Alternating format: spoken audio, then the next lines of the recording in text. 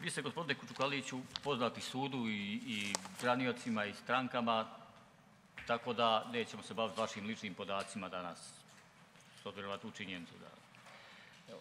Međutim, nama se danas pojavilo nekoliko pravnih pitanja koja smo mi raspravljali na način da smo odlučili da vas danas saslušamo u svojstvu svjedoka stručnjaka, s obzirom da vi niste dali nalaz vještaka u ovom krivičnom postupku, nego u drugom postupku pred kantonalnim sudom u Sarajevu, kad je optužena Alisa Mutaf imala svojstvo svjedoka. Dobro. Razumijete zbog čega je to problem? Ovo je dakle nešto što mi zovemo prethodnim pitanjem, pa ćemo onda odlučiti hoćete li vi dati novi nalaz ili je dovoljan nalaz koji ste već dali ili vidjet ćemo šta. Dobro, kako vi odlučite. Dakle, vi se danas slušate u svojstvu svjedoka, kao svjedok dužni ste da govorite istinu, lažno svjedočenje krivično odgovara. Moram to zbog zapisnika da ponovim, mada vi to sve znate. Svjedok stručnjak. Dakle, kao svjedok svjedoka stručnjak vas danas saslušamo na okolnosti na koji način ste dali vaš nalaz i mišljenje u kojem postupku. Jer mi ništa nemamo od tih dokaza, dobili smo optužnicu bez dokaza, dokaze se izvode upravo u ovom postupku. Dakle, niste dužni odgovarati na neka pitanja ako bi s tim to odgovor vas izložio krivičnom gonjenju. To pretpostavljam da nema takvih pitanja. Neće biti takvih pitanja. Dakle, treba da položite zakletvu za svjedoka koja je ispred vas, pa samo pročitajte na glas. Da, samo malo slabije čujem, molim vas, eto. Stavite slušalicu. Slušalicu, evo, izvinite. Čućete mnogo bolje. Dakle, s obzirom da vas saslušavamo kao svjedoka stručnjaka, treba da položite zakletvu za svjedoka, pa samo pročitajte tekst. Zaklinjem se izjavljujem da ću o svemu što pred sudom budem pitan govoriti istinu i da ništa od onoga što mi je poznato neću prešutjeti. To je, izvinjavam se, za svjedoka. To je to, dovoljno. A to je sve i važi za vještaka. Tužiš, hoćete vi, s obzirom da sam objasnio zbog čega ga saslušamo u svojstvu svjedoka stručnjaka. Naravno, časni sude, vi svakako u svakoj fazi imate pravo da postavite. Ajde, izvolite razjasniti ono što mislite vi da je bitno. Hvala lijepa, časni sude. Uvaženi profesore, dobar dan. Dobar dan. Ja sam Čazim Hasanspahić, tužilac Tužilaštva Bosne i Hercegovine. Danas ću vršiti vaše direktno ispitivanje.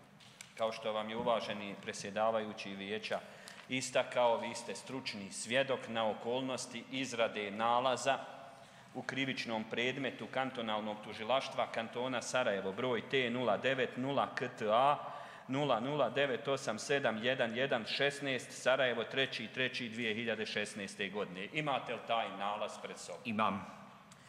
Ja bi, profesore, krenuo, vi ste stručni svjedok, vrlo mi je bitno danas da vijeću kažete nešto o vašem stručnom, radnom, profesionalnom iskustvu. Da kažete prvo o akademskom, a kasnije ćemo preći i na polje vještačenja. Ja sam završio medicinski fakultet u rekordnom roku sa 23 godine, zatim sam položio specijalistički ispit iz neuropsihijatrije, vrlo brzo magistrirao, doktorirao, otišao na postdoktorski studij u Prag na Karlovom univerzitetu, dobio stipendiju, zatim doktorirao u Sarajevu, postao asistent, zatim docent, vanredni profesor, redovni profesor i akademik na Akademiji medicinskih nauka u Sarajevu, a također i jedan od članova stručnog vijeća za neuropsihijatriju na Akademiji nauka i umjetnosti u Sarajevu. Znači imam jednu vrlo respektabilnu akademsku karijeru. Shodno tome bio sam dugo vremena i šef psihijatrijske klinike preko 20 godina i predsjednik, odnosno šef katedre za neurologiju i psihijatriju na Medicinskom fakultetu u Sarajevu. Otišao sam u mirovinu 2016. godine i od tada sam samo po zvanjima član redovni profesor na Medicinskom fakultetu i radim u svojoj privatnoj ordinaciji, a također sam i sudski vještak već dugi niz godina. Koliko dugo ste sudski vještak, uvaženi akademik? Izvinjavam se, ranije sam koristio titulu profesor doktor, a danas nakon pojašnjenja uvaženi akademik Kučukalić, koliko godina ste vještak iz ove oblasti? 40 godina.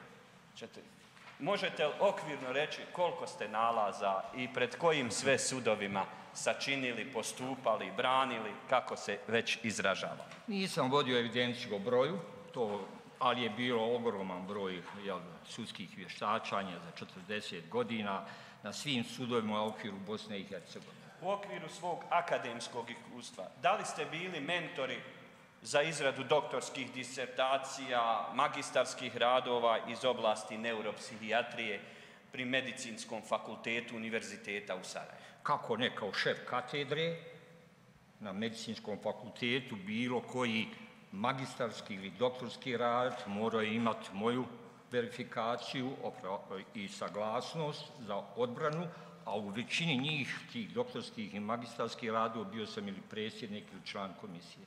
Hvala vam lijepa, uvaženi akademik. Molim vas da se vratimo na ovaj nalaz koji sam ja vam citirao pod brojem T090 KTA 00987111 16.3.2016. godine. Možete li mi reći po čijoj naredbi je sačinjen i šta je bilo predmet vašeg vještačenja i s kim ste sačinili taj nalaz u timu, uvaženi akademik?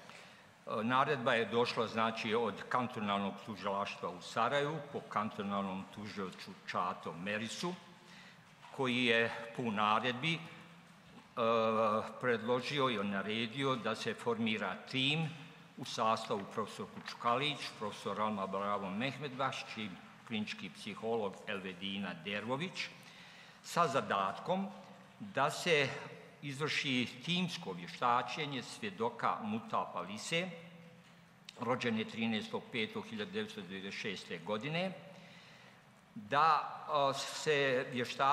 vještaci izvrše uvid u medicinsku dokumentaciju na ime Mutapa Lise o zadobivenim povredama sačinjenim u KUM-u Kliničkog centra Univerziteta u Sarajevu, medicinsku dokumentaciju Mutapa Lise kao i drugu dokumentaciju u predmetu broj gornji, te obave razgovor sa Mutapa Lisom, nakon čega će sačiniti pismeni nalaz i mišljenje u dovoljnom broju primjeraka. Potrebno je da se prilikom vještačenja utvrdi trenutno psihofizičko stanje Mutapa Lise, da li ista boluje od dišojnih oboljenja, da li je sposobna da upravlja svojim postupcima, da li ista može sudjelovati u postupku pred pravosudnim organima, kako je njena projekcija događaja koji se desio 8.2.2016. kojom prilikom je Memi Dženaza dobio povredu za kojih je preminuo.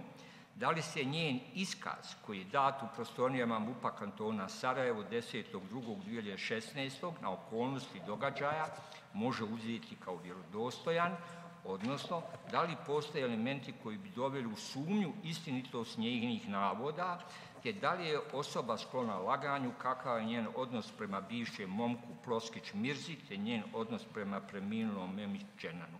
Da li se njena eventualna psihička oboljenja te povrede zadobivene kritičnog dana mogu dovesti u vezu sa gubitkom sjećanja prilikom kritičnog događaja. Nalaz treba dostaviti kantonalnom tužilaštvu u što kraćem roku. Koje ste vi radnje preduzeli, šta ste utvrdili iz medicinske dokumentacije, možete li nam obrazložiti vijeću? Mogu. Mi smo postupili prema naredbi tužilaštva i u skladu sa međunarodnom priznatom doktrinom kada u slučajevima psihijatrijskih vještačenja. Prvo smo imali uvid u izjavu svjedoka Mutap Alise pred tužilaštvom. Zatim smo imali uvid u izjavu svjedoka policijskog službenika Hrvata Nedžada, a zatim smo, kad smo stekli uvid u ove izjave svjedoka, prešli na analizu medicinske dokumentacije Mutapa Lise i to od 8.2.2016. godine je pregledana na klinici za urgentnu medicinu, ambulantnom poliklinički odjel, s tim da je datum nalaza upisan 9.2.2010. godine. Oprostite, uvaženi akademik, da li je 10. ili 16. godina? 10. Ovo je 16. godina. Da. Hvala, nastavite, samo zbog zapisnika. Zatim smo, pošto smo analizirali ovaj nalaz, bitno je bilo za naše kasnije odlučivanje da je u nalazu doktor konstatirao da se radi da prilikom pregleda mutapa lice ona je svjesna, ona je orijentisana, komunikativna, a da je registrovana i povreda glave, jedan klinički hematom sa lacerokontuznom ranom lijevo parietalno. Postavljena je i dijagnoza i ordinirana terapija, odnosno dat predlog da se uradi i pregled neurohirurga, odnosno da se uradi CT glave. U sljedećem nalazu od 9.2.2016. kada je urađen CT glave, ljekar, radiolog koji ga je uradio je i rekao da da je CT glave i vratne kičme, da se ne registruju intrakranijalno krvarenja, znači nema krvi i oštećenja mozga, a također da nema znakova oštećenja kostiju lobanje, kao ni cervikalne kičme. Zatim smo stekli uvid u nalaz od 9.2.2016. To je pregled neurohirurga koji je analizirao CT nalaz i pregledao pacijenticu i rekao da nema indicija za aktivni neurohirurški tretman, predložio je kućno liječenje, mirovanje, analgetike po potrebi. Urađen je još jedan nalaz istoga dana, 9.2.2016. godine, to je ultrazvučna dijagnostika organa abdomena i nalaz je također bio uredan. Zatim smo analizirali i medicinsku dokumentaciju iz zdravstvenog kartona koju smo također imali na uvid na ime mutapa lise, gdje smo registrovali da je 8.10.2009. godine tog dana imala kratkotrajni gubitak svijesti. 2.10.2010. godine registrovane su u zdravstvenom kartonu dijagnoze cistitis ovariji, znači cista u jajniku lijevom, epilepsija i hipotireoza. Također i nalaz neuropedijatra od 2.11.2011. godine kada je urađen i EEG nalaz ispitanice i koji je pokazao specifična epileptična pražnjenja u skladu sa apsansima u 4 navrata u trajanju od 4 sekunde. I doktor je konstatovao da se radi o dijagnozi apsans, znači jedan oblik epilepsije. Dao je ordiniranu terapiju da se uzima i odredio kontrolni nalaz za 2 do 3 mjeseca. Također još jedan nalaz u zdravstvenom kartonu od 22.8.2011. godine gdje je registrirana dijagnoza hipotiroza štitne žlijezde i data terapija Letrox. Uzeli smo nakon ovog uvida u medicinsku dokumentaciju kliničko ispitivanje, uzimanje anamnestičkih podataka od ispitanice gdje je taksativno smo naveli sve ono što je ona rekla vezano za svoje podatke koji su bitni, da je rođena u Njemačkoj, da je psihomotorni razvoj protekao uredno, da je pošla u osnovnu školu, zatim u srednju grafičku školu, da je to redovno završila, da je mama u 7. razredu osnovne škole primijetila te poglede koji su praćeni kratkotrajnim gubicima svijesti od trajanja od 2 do 3 sekunde, što je kasnije dijagnosticirano kao apsans, znači epilepsija. Zadnjih godina rijetko se to dešavalo jer je već počela uzimati terapiju, tako da u 2015. je imala svega 1 ili 2 takva napada. Redovno je uzimala terapiju, trileptal 300 mg. Još je bitno istaći da od kritičnog događaja, znači 8.2.2016. godine, ona se osjeća psihički loše. Ima nesanicu, sniženog je raspoloženja, reducirala je socijalne aktivnosti, ne izlazi iz kuće, ali također ističe da se jednostavno ničega ne sjeća u vezi događaja, kritičnog događaja. Ističe i vezu sa svojim momkom Mirzom Ploskićem u trajanju 6 do 7 mjeseci prije kritičnog događaja, kada je tu vezu prekinula, a onda se počela zabavljati sa Dženanom Memićem jednom mjesec do 2 prije kritičnog događaja. Nema ništa loše reći u smislu Dženana Memića, oštećenog, ani Mirze Ploskića, s tim da za njega kaže da je bio dosta ljubomoran i da je bio sklon laganju, što je njoj jako smetalo, te je sve odlučila da tu vezu prekine i pored njegovog nastojanja da se pomire. Sad, vezano za odnos sa Mirzom, sa Dženanom Memićem, istakla je da je u toku njihovog zabavljanja vidjela također da on ima i pištolj, da nosi pištolj, pa ga je i pitala zbog čega, a onda je on odgovorio da je to eto iz predostrožnosti da ga ne bi neko napao. On je bio vrlo uspješan u svom poslu, dobro je zarađivao i nije bilo problema u finansiranju njihovih izlazaka. Bio je dobar momak po riječima Alise. Fokusirali smo se zatim na inkriminirani događaj. Ja ću tačno pročitati riječi Alise, da ne bi nešto dodao što nije rekla. Otišli su njegovim autom u restoran Vidikovac iznad vijećnice. Kako nije bilo mjesta u restoranu, vratili se na Iliću. Ona je morala do 23 sata doći kući i Dženan je predložio da prošeću Velikom alejom. Bilo joj čudno jer je Dženan nije volio šetnju. Pristala je da prošetaju. Ostavio je kola pred Casa Grande, išli su uz rub kolovoza da ne bi naišla kola. Časni sude, mogu moment samo. Obzirom da meni, ja ne znam da li je kolegama braniocima, evo dozvoljavam da mi nije jasna situacija, dakle nije vještak, jeste svjedok, stručnjak i tako dalje.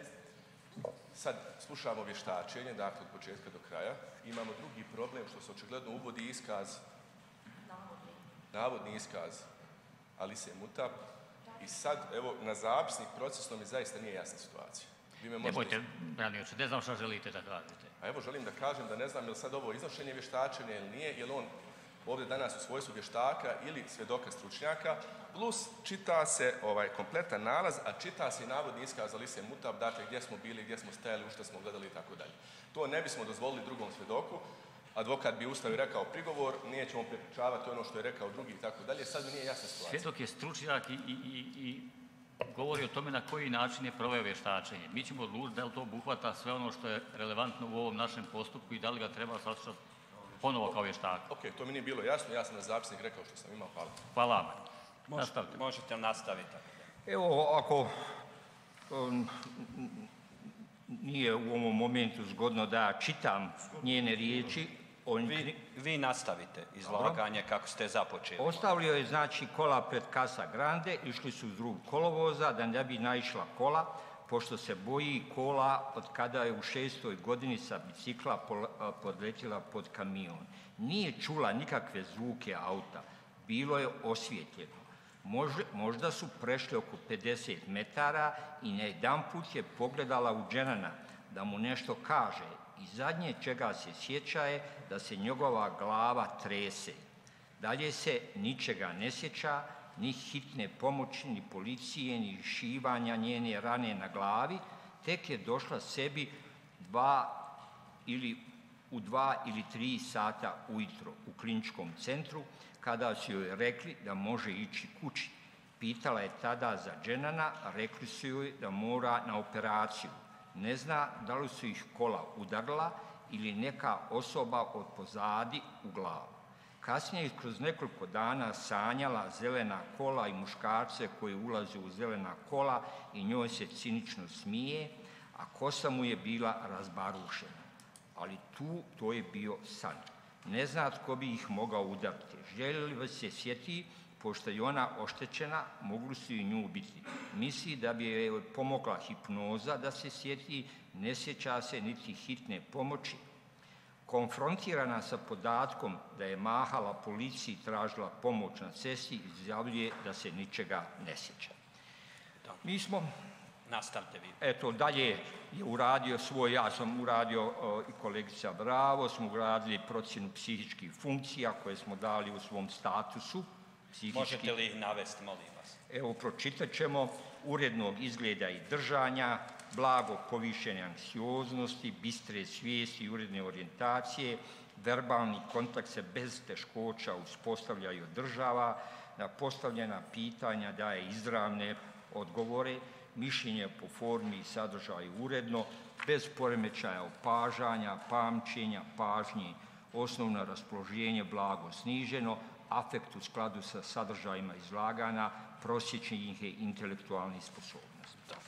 Zatim je uradio svoj dio i klinički psiholog Elvedina Terović, neke testove na strukturu ličnosti o kojima se ona može izjasniti, da sad ne čitam njen nalaz. Vi ste iste uzeli u obzir. Svakako, mi smo onda zajednički, kad je ona dala svoj nalaz, a mi, ja i kolegica Bravo svoj, napravili evaluaciju svih dobivenih rezultata, dali onda zajednički nalaz i mišljenje. Možete li ga izložiti jasno i precizno, molim vas? Evo ovako, na osnovu timskog psihijatrijsko-psihološkog vještačenja i uvida u medicinsku dokumentaciju imenovane, Mutapa Lisa ne boluje od hronične duševne bolesti niti od privremenog duševnog poremećaja psihotičnog karaktera.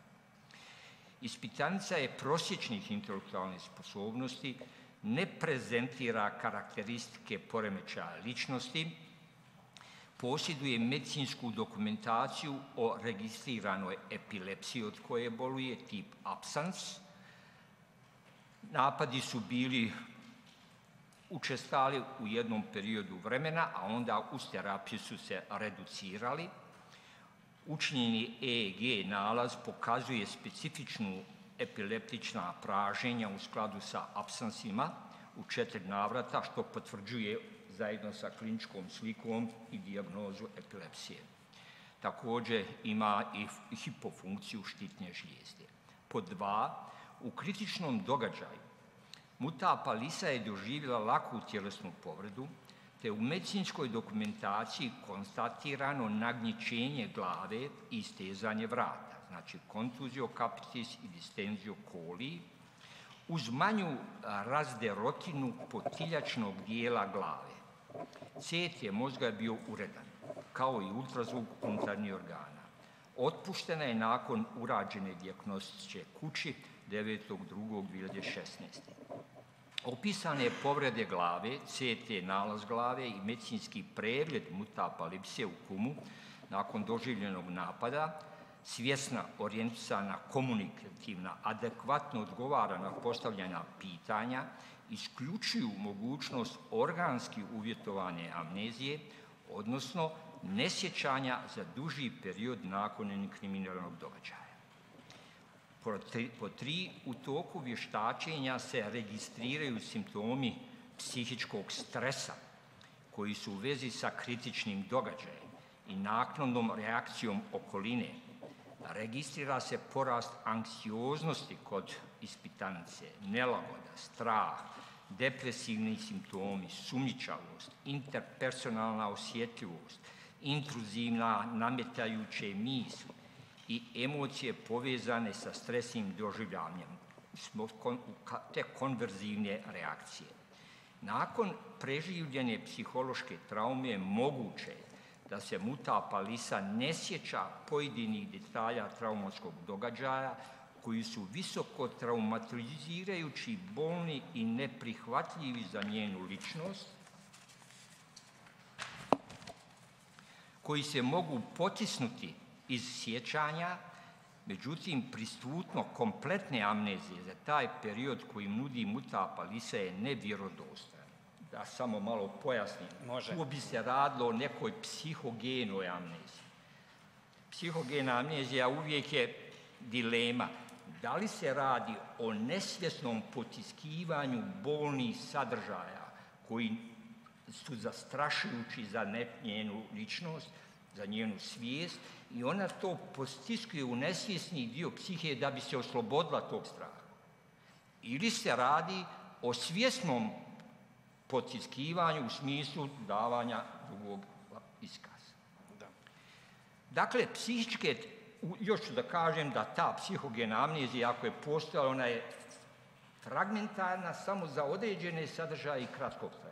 I kratko. U kom trajanju bi to bilo? Pa, moralo bi se pratiti pacijentica, obično je to par minuta, pola sata i tako dalje, ali da bi, ako se kaže da ona ima dužu amneziju, s ovog aspekta njenog, ona nije prihvatljiva jer nema argumenata za to, nema organskog oštećenja mozga. Dakle, psihičke tegobe koje smo registrirali u toku pregled mutapa lise kao i somatske povrede koje je zadobila kritičnog dana se ne mogu dovesti u vezu sa kompletnim gubitkom sjećanja mutapa lise prilikom kritičnog događaja. 5. Mutapa lisa može sudjelovati u postupku pred pravosudnim organima te može sa aspekta njenog mentalnog zdravlja, intelektualnih i kognitivnih sposobnosti adekvatno i logički odgovoriti na postavljena pitanja. O odnosu Alise Mutal prema Mirzi Ploskiću i Dženanu Memiću na osnovu njenog iskaza i našeg utiska nismo stekli dojam da prema imenovanim ima negativne neprijateljske emocije. Dobro. Hvala vam, uvaženi akademik. Ja bi se samo vratio na par pojašnjenja, ako mi ih možete dati kroz moja pitanja. Izvolite. Prije svega, ja bih vas zamolio da nam kažete eto, iz svog dosadašnjeg iskustva i naučnog i stručnog u postupcima vještačenja, koji je zaista impozantno, kažete da li pacijent kod kojeg se prilikom prijema registruje potres mozga može otpustiti istog momenta na kućno liječenje? Može se otpustiti ako se CT-om pokaže da nema povreda na mozgu nikakvih, da nema povreda na kostima lobanje ili na cervikalnoj kiči. Znači, nema potrebe za nekim urgentnim operativnim zahvatom. Tada se obično predlaženo praćenje, kućno liječenje ili u ambulantnom... Šta bi podrazumijevalo ovo praćenje? To praćenje svijesti, na to se fokusira pažnja. Ako u određenom slučaju dođe do nekog zamućenja svijesti, smeteno zbunjenog stanja, glavobole, povraćanja, odmah se treba javiti svom doktoru u klinički centar. Dobro. Možete li nam reći, pojasniti ove apsanse? Šta to podrazumijeva? Šta u suštini oni znače kod ti epileptični apsansi koji traju, evo rekli smo 4 sekunde? Šta oni znače praktično? To je jedna vrsta epilepsije. To je koja spada u grupu generalizirane epilepsije, a imamo i parcijalne epilepsije. Znači, apsansi su jedna vrsta epilepsije gdje osoba gubi svijest u najviše 5 do 8 sekundi trajanja, pri čemu nema kontrakcija ni kloničnih, bilo kojih drugih spazama muskulature i nema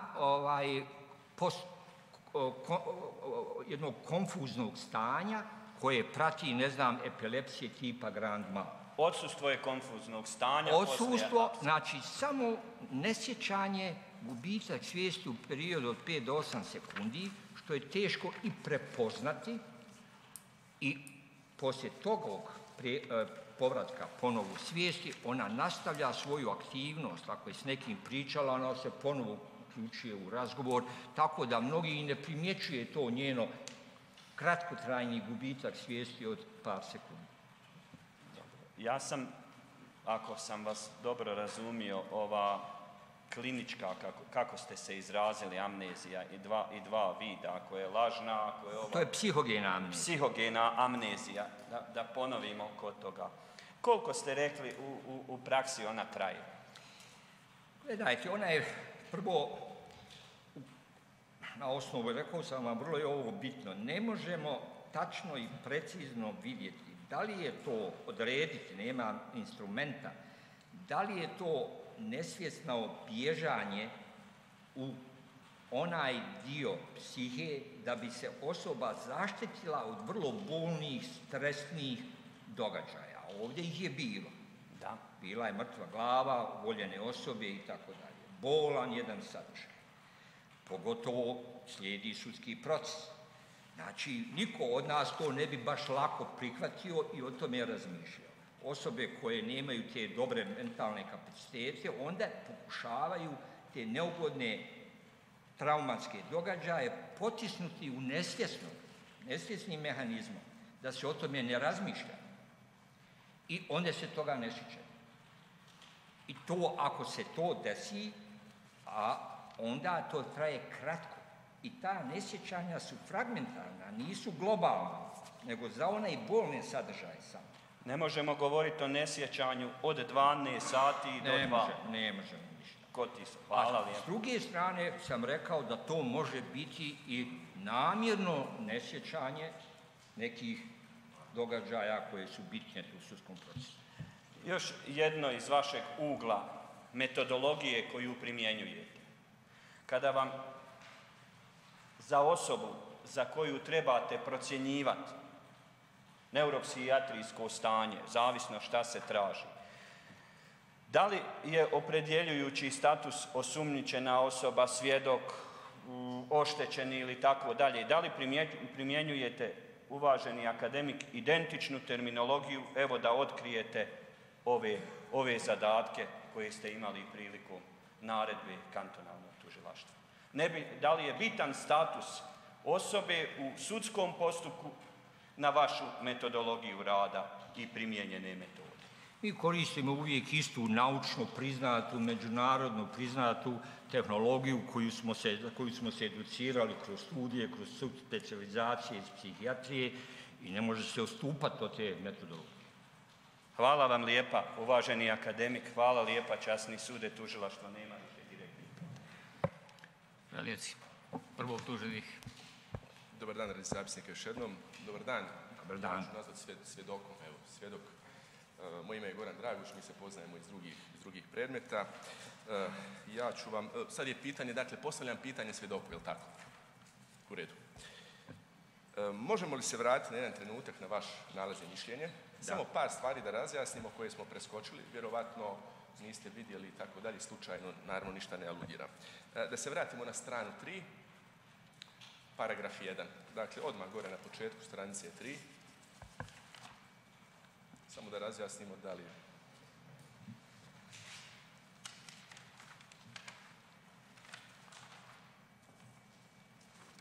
Dobro, strana 3. Govorili ste da je vaša ispitanica, odnosno pacijentica temeljem medicinske dokumentacije bila svjesna, orijentisana i komunikativna, ali ste propustili još jednu jako bitnu stvar, barem sa stanovišta odbrane, odnosno sa stanovišta cjelokupnog krivičnog postupka, a to je odmah iznad da je povraćala. Dakle, da povraća.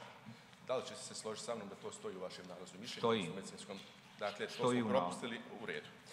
Druga stvar, to je ovaj nalaz od 9.2.2016. Dakle, paragraf ispod. Govorili ste da je urađen hitni CT glave, intrakranijalno se ne vidi krvarenje, tako dalje. Međutim, odmah ide sljedeća rečenica koju smo propustili, a to je subgaleatični hematom lijevo parijetalno sa tačkastim zonama zraka. Da li ćete se složiti da je i to navedeno? Gledajte, to su nalazi radiologa i oni su precizno u nalazu. Jasno, to je navedeno, samo da ja provjerim jako i kažem bitno zbog postupka, da je samo parcijalno izneseno. Nisam kompletni nalaz prepisivo, nego ono što je danas... Ja govorim za vaš nalaz i mišljenje. Dobro, stoji to u nalazu. U redu. Spustit ćemo se trenutak, par paragrafa ispod gdje piše iz zdravstvenog kartona na ime Alise Mutap. Pa, jel pratite? Pratim. Piše registrirano u zdravstvenom kartonu, napominjem datum, 8.10.2009. godine, dakle kad je bila još mala, i kaže ovako, vi ste rekli da je taj dan, možemo to poslušati na snimku, dakle ima kratkotrajne gubitke svijesti, a ja kažem zadnju godinu dana ima kratkotrajne gubitke svijesti. Dakle, da se radi o jednom kontinuitetu. Jel se slažete da je i to navedeno? Slažem se i to da i duže od godinu dana. To je bilo 2009. Epilepsija je registrovana od neuropsihijatra 2011. Taj doktor je dao terapiju, pratio je, znači više od godinu dana ona ima... Zahvaljujem, ali nije tako bilo u ovom početnoj fazi i ja sam imao potrebu da vas to, samo da vas to pitam. Dakle, nećete mi zamjeriti. Imam još jedno pitanje, dakle par paragrafa ispod, kad ste govorili o napadu su bili po tipu apsansa, pa dole ima još jedna rečenica koja je navedena, a to pokazuje specifična epileptična pražnjenja, to ste nam kazali, u skladu s apsansima u 4 navrata, trajanje do 4 sekunde i tako dalje. Da se slažete i s tim? Slažem, to sam naveo. U redu. Ja ću sada preći, uvaženi svjedok doktore, na nekoliko pitanja ove odbrane, dakle kolegica Kisić i ja.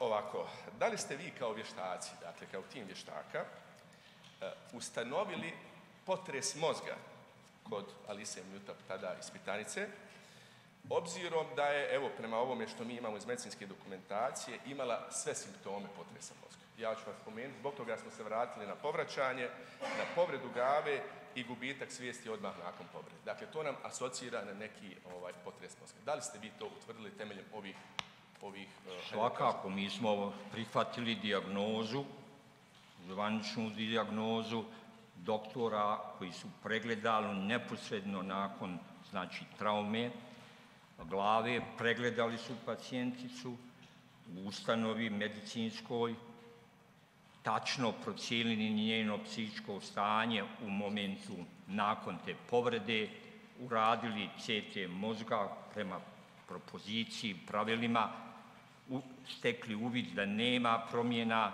na mozgu i dali adekvatne preporuke za terapiju. Mi smo to sve uvažili. Okay. To nas vodi do mog drugog pitanja, imajući u vidu vašu karijeru, dakle, koja traje 40 godina i više. Možete li mi temeljem iskustva i svog znanja kazati da li, pod navodnicima, uredan CT mozga isključuje postojanje potresa mozga? Dakle, uredan jedan nalaz na kojem se ne vidi. Isključuje. Dobro.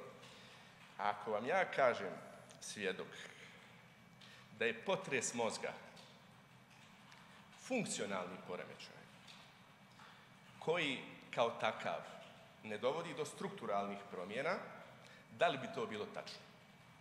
Tačno. Sad me to vodi do trećeg pitanja, odnosno podpitanja. Ako ja kažem da CT kao mašina i uređaj upravo registruje strukturalne promjene, da li bi to bilo tačno? Tačno. Pa, jel naslučujete u kom smjeru sam išao s obzirom da... Možda vam nisam precizno odgovorio na prvo pitanje, jel to? Jeste, ja mislim to je bilo, nisam vas u momentu shvatio. Znači, to znači da ako imate negativan CT mozga, to ne isključuje potres mozga. Da budem precizan, da ne mislite drugačije. Zahvaljujem se, doktore. Izvinjavam se, ja sam otišao malo u drugom smjeru, pa vam se odmah i zbog toga izvinjavam.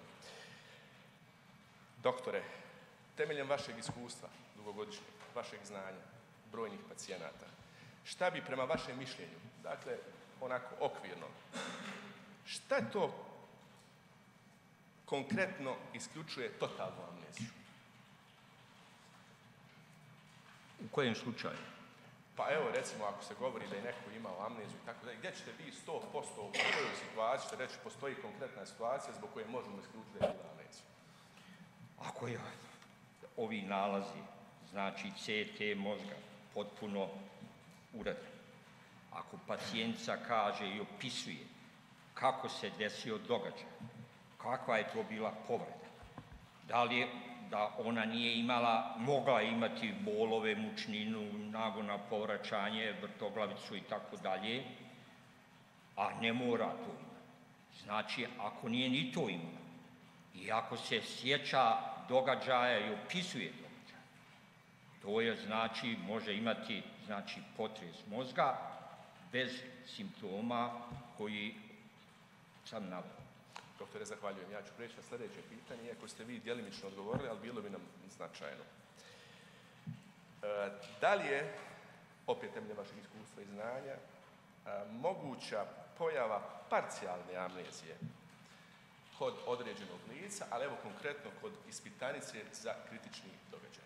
Da li je moguća pojava te parcijalne amnezije? Pa moguća je, opisao sam to, psihogena parcijalna amnezija, to sam moguća je, ali ne mogu tvrditi, jer sam rekao nema instrumenata koji se mogu baš, kojom se to može diferencirati, jer postoji jedna i druga varijanta.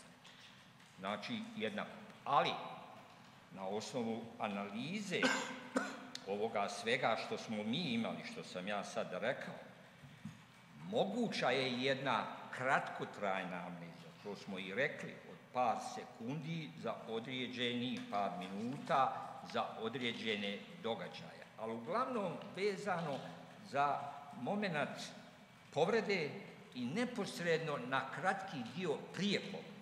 Ok, to bi bio otprilike odgovor na moje sljedeće pitanje, ja ću ga ipak postaviti, pa samo recite da li sam dobro razumio. Dakle, ako bi postojala parcijalna amnezija, možete li se izjasniti, odnosno da li ste se već izjasnili, koji bi događaji bili upamćeni, a koji brisani sjećanja? Evo sad sam rekao, najčešće se događa da su da se ne sjeća događaja u momentu traume. Zahvaljujem se, htio sam samo da vidim da li sam dobro razumio, dobro, obzirom da ovo ostaje na zapisniku. Doktore, opet temeljem vašeg iskustva, da li je moguće naknadno, kompletno potiskivanje i sjećanja kritičnog događaja? Moguće. Zahvaljujem. Doktore, vi ste malo pregovorili o gubicima svijesti koji mogu trajati 5 do 8 sekundi otprilike, o tipovima amnezije, absence. Ako je neki događaj, evo nećemo se držati ovog događaja, držimo se nekog x, y. Ako je trajao od 3 do 5 sekundi, da li bi to moglo biti obuhvaćeno upravo ovim intervalom koji ste vi govorili 5 do 8 sekundi, da li bi mogao pokriti taj, recimo, događaj? Gledajte, mi nemamo nigdje dokaza da ona imala epileptični napad. To je jedno. Ja govorim uopšteno, dakle govorim... A je to, ako govori riječ o absansu, to je epileptični napad. Znači, nemamo tu dijagnostiku da je ona imala epinapad. Mogu da zaustav sekundu, ali nemamo dokaza ni da nije, je li tako? Nemamo. Ok, hvala. Izvinjavam se, samo jednu sekundu da se konsultujem sa kolegicom, obzirom da ja...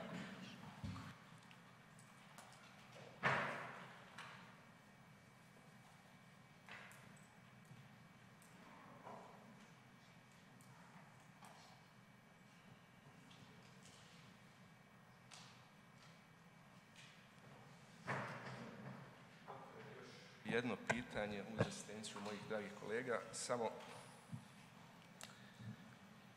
može li šok, trauma, događaj uzrokovati napad absensa? Nešto što je potpuno neuobičajeno, nešto što, evo da kažem tako, šok, trauma. To je, može biti rizičkov faktor. Može biti rizičkov faktor. U redu. Časni sude, ja za svjedoka nemam više pitanja, to bi bilo otprilike to. Odbrana trećeg optuženog. Nemamo pitanja, poštovani sude. Hvala. Odbrana 4. optuženog. Nemamo pitanja. Odbrana 5. optuženog. Tužioci, imate dodatnih pitanja? Jasni sud. Uvaženi akademik, da bi govorili o nekoj dijagnozi, ona se mora utvrditi od stručnog lica, je li tako? Tačno. I ona je kao takva osnova za vaše daljnje postupanje koje ste objasnili. Da. Hvala vam lijepo. Doktore,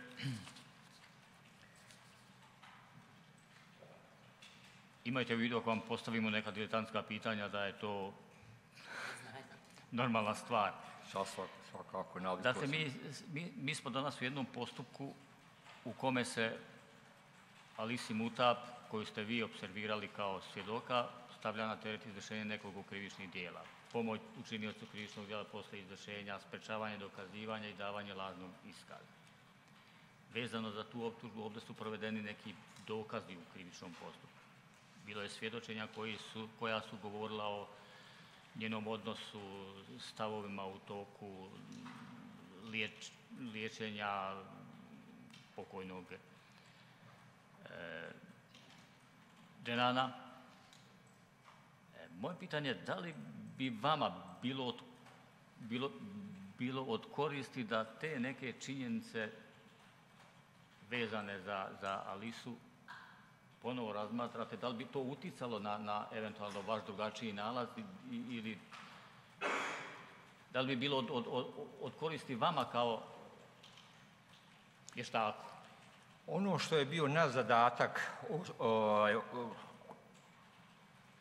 po naredbi tužilaštva, a mi smo pregled izvršili 8.3.2016. godine, mi smo imali dovoljno medicinskih argumenata i to aktuelnih medicinskih dokumenata, znači koji su urađeni neposredno nakon krivičnog djela i koji su najmjerodavniji u relevantnoj medicinskoj ustanovi. I nešto što bi sada se uradilo od medicinske dokumentacije ne bi nešto značajnije promijenilo naše mišljenje vezano za naš nalaz. Ako mislite na medicinsku dokumentaciju koju mi sad dobili. Dobro. Imali smo nekoliko stvari koje vi tada niste imali u vidu ili nisam siguran da ste imali u vidu. Na primjer, da je Alisa Mutap prijavila prijetnje policiji neposredno prije tog događaja. Jeste znali za to? Nismo. I da li bi ta činjenica nešto mijenjala u odnosu na činjenice i okolnosti koje ste u anamnezi utvrđivali? Što se tiče našeg nalaza vezano za njeno zdravstveno stanje, ne bi ništa utjecalo. To je prijavila vjerovatno neke prijetnje, ne znam da li od momka ili od nekog drugog. To je jedna činjenica koja je možda bitna za sud, ali za naš nalaz, davanje našeg nalaza ne bi imalo nekog utjecaja. Da li ste u tim anamnestičkim podacima, odnosno u razgovoru, naišli na nešto što bi asociralo na motiv da se nekom pomogne kao krivcu, da se spriječi dokazivanje, da se da lažni iskaz ili nešto u tom smislu? Nagađanja ima, ali nema argumenata zato da mi ko vještaci kažemo šta je bio motiv svega. Naravno, ja vas pitam zbog... Nemamo, mi smo pokušavali da kroz naša ispitivanja dođemo do nekog motiva, ali nešto što bi bilo argumentirano nismo mogli. Niste mogli. Imaju li članovi vijeća pitanja? Izvolite. Ja ću vam postaviti jedno pitanje, naravno imajte u vidu da to nije naša struka, ali me interesuje. Kad je u pitanju epilepsija, odnosno čak i ovaj apsans, koliko sam vas mogla shvatiti, to je neki lakši oblik. Da li je to organsko, da li je to posljedica organskog oštećenja mozga? Da. Dakle, epilepsija je uvijek posljedica organskog. Dakle, ako se radi o organskom oštećenju mozga, postoji li onda mogućnost da se dešava nesvjesno potiskivanje? Jer ste rekli da se ono dešava kod organskog oštećenja, ako sam vas dobro razumjela. Nisam to rekao jer to nema veze jedno s drugim. Organsko oštećenje mozga dovodi do epilepsije. Psihogeni suženje svijesti je psihološki mehanizam. Tu nema organskog oštećenja. Dakle, to bi bilo onda svjesno, jer ste To objašnjavali bi svjesno bilo i nesvjesno. Znate, imate bolni sadržaj, vrlo bolan. Desilo se ovo što se desilo. Izgubili ste, na primjer, dragu osobu. Prijeti vam krivični postupak. U tom postupku ćete biti izloženi velikom neugodnostima, možda i zatvorskom kaznom i slično. Znači, jedan vrlo težak, bolan sadržaj. Osobe koje nemaju velike mentalne kapacitete to ne mogu podnijeti. Oni su puni straha, puni napetosti, ne mogu da spavaju, stalno intruzivne misli se javljaju. Da bi se toga riješilo, nesvjesnim mehanizmom psihološkim, oni to potiskuju u nesvjesni dio psihe i na taj način se oslobađaju tog utjecaja. Mene interesuje još jedna situacija. Rekli ste da niste mogli CT-om i tačnim nalazima utvrditi da je postojao apsans, niti da je postao potres mozga. Je li tako? Jesam vas dobro shvatila? Ni potres mozga je postojao, postoji dijagnoza potreska mozga i to nema spora. Dobro. A CT nalaz je pokazao da nema oštećenja mozga. Dobro, razumijem to. Kad je apsans u pitanju, niste mogli utvrditi da li je postojao ili da nije postojao. Nismo mogli, jer to je teško utvrditi. Uz pretpostavku, odnosno sami ste rekli da taj epileptični napad može izazvati neki stresni doživljaj.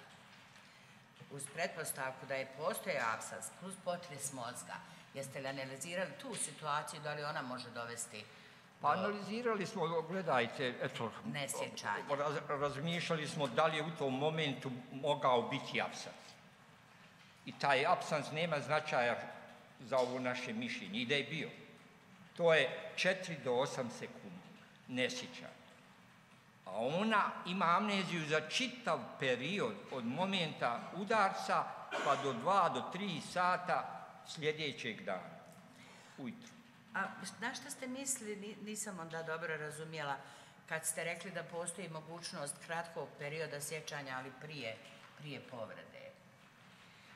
Ako je imala taj kratkotrajni gubitak svijesti, amneziju, onda će ona biti najvjerovatnije za period udarca, povrede ili par sekundi ili minuta prije gubi se sjećanje. Amnezija je za taj period najčešća u ovim slučaju. Može ona biti i retrogradna, ali najčešće je za ovaj period kratkotrajne amnezije. Hvala vam. A može se vratiti sjećanje kod tog apsanta? Kad je apsans u pitanju epilepsija, ona nema sjećanja za tih do 4-8 sekundi, nema. Nema ga. Doktore, hvala vam. To bi bilo sve. Hvala i vama. Ako nam budete potrebni u toku daljeg postupka, čućemo se. Ako budem živ i zdrav, tu sam. Hoćete. Prijatno. Doviđenja.